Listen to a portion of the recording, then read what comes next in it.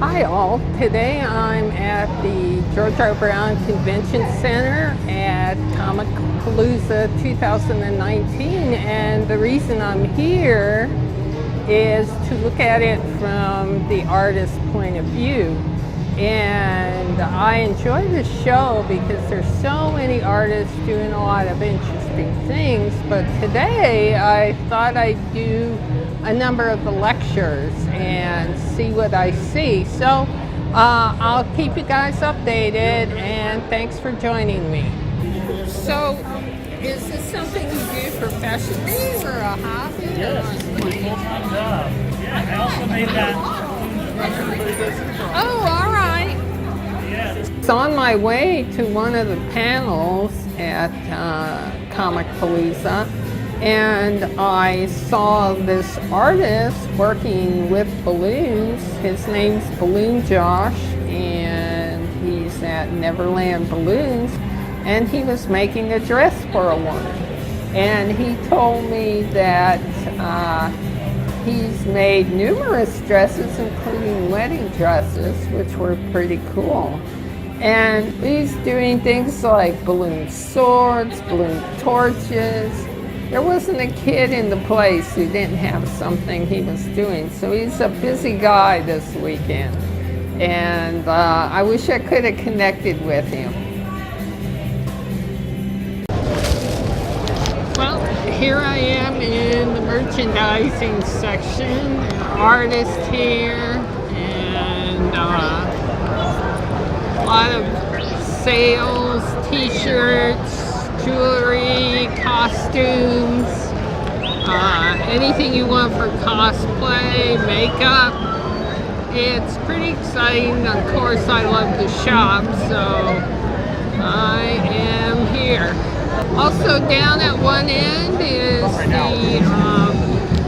the cosplay repair, the builders section. I went to two talks, one on 3D modeling, which is really interesting, and then a second one on using LEDs in cosplay. But I went there not because I need them for cosplay, but because I've used LEDs in my artwork before. So I thought they'd give me some information I didn't know about. And they did, so it was worth the time to do it. And I'll be back tomorrow. Okay, introduce yourself and your company. My name is Mike Wolfman. I'm a co-founder of Unearthly Comics, kind of what you guys see here. We write and illustrate all of our own comics from Dallas, Texas, so Texas is good. Yeah, we got kind of all ages type stuff. El Cinto is a crime-fighting luchador, crime and sci-fi, and we got some underground stuff right over here. This was written by Scott and Jason. It was written up by the Dallas Observer, so this is a pretty hot one right now for us. We're very proud of this title. But other than that, we write and illustrate all of our own stuff. And how did you all get started as a group of people? I started drawing comics when I was 25, 34 now. Oh, you were older then. Yeah. Most people start out at 12. Yeah, I was a lot older. Kind of got into it. And I ran around with some local artists, and that kind of fell off. And then I started teaching at Booker T. Washington, which was a high school for the performing and visual arts. So I was teaching illustration there.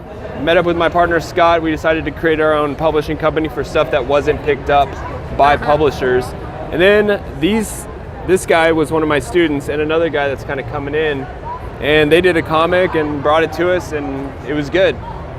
And so you are like you guys self-publish everything, right? Some stuff. The stuff that doesn't get picked up. Okay. Yeah. Oh, all right. Yeah. And do you work all these conventions? How do you do that? We kind of pick and choose. This is probably one of the bigger ones that we like to do. We like to do the smaller ones because it's a little more personal. And we tend to do free comic book days events as well. Okay, have you like gone to the San Diego one yet? Not yet. We have not ventured out there, but we're looking forward to it. Yeah. But I love your artwork, and how, say someone was interested in drawing comics and starting maybe their own comic book, what are the steps? It seems like any other art field, it's pretty complex. It is. You got to kind of start from the basics, maybe practice figure drawing, maybe some perspective drawings, study comics, read comics for the first step, and then just pick up a pencil, start drawing squares, try to fill it in. If you can't draw a panel, you can't draw a page. If you can't draw a page, you can't draw a comic book. So slowly build yourself up to it. It's very hard. Yeah, and then once you do that, do you use online publishers, or how do you try to sell your work? Yeah, the best way to do it, if you're going to send it to a publisher, make sure that it's done, ready to print, so they don't have to do anything, because they're not going to look at it if it's half done or if it's just an idea. So you want it to ready to go, and then send it off, and you'll probably get picked up. But every now and then they say no, self-publish it. Yeah. It's 2019. You can do anything on the internet. Now, I also have friends that collect the individual art that comic artists make. Do you guys also do that? We used to, and then we went digital. So we do all of our comics on the iPad now. Oh, okay. Yeah. That's awesome to know. Yeah, it saves, and you were talking about space earlier, and it really helps with the clutter. Oh, yeah, tell me about it. Yeah. It's like awful. Well, I thank you all from, let me pan over, Unearthly Comics. Woo! Great drawing, you guys. I love it, and a big shout out to you. Thank you. Okay, I'm over here at the HCC Printing Lab booth, and here's all the 3D models that they have printed. These are really awesome. Yeah, I think we saw them for like. And this is a great resource for artists in that you can take a continuing education class at HCC, bring your models and pay for your supplies, and then you can print what you need. That way you don't have to make the full investment of a 3D printer. So this is great. So let me step back here. Well, another day at Houston's Comicpalooza 2019. I did some shopping, got a couple interviews, and I went to a NASA panel on moon rocks, which is really interesting.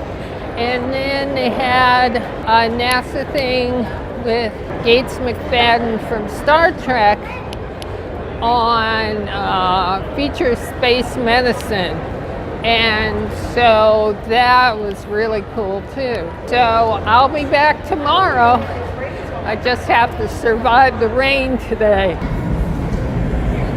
Well, another day done here at the George R. Brown, for me anyways. I was watching the esports. ESPN was here and they had the collegiate championships. So Rutgers won Heroes of the Storm, but I don't have time to stay and watch anymore. But it was exciting. And I bought some art. I'll show you that. The artist works in collage, so he had pieces I liked, so I went ahead and bought a print for my brother. And I always like to throw a couple dollars down for artists I like at these things, just to support what they're doing. And I know a number of older artists who do that, and we know how hard it is to get started, so we always like to help out whenever we can.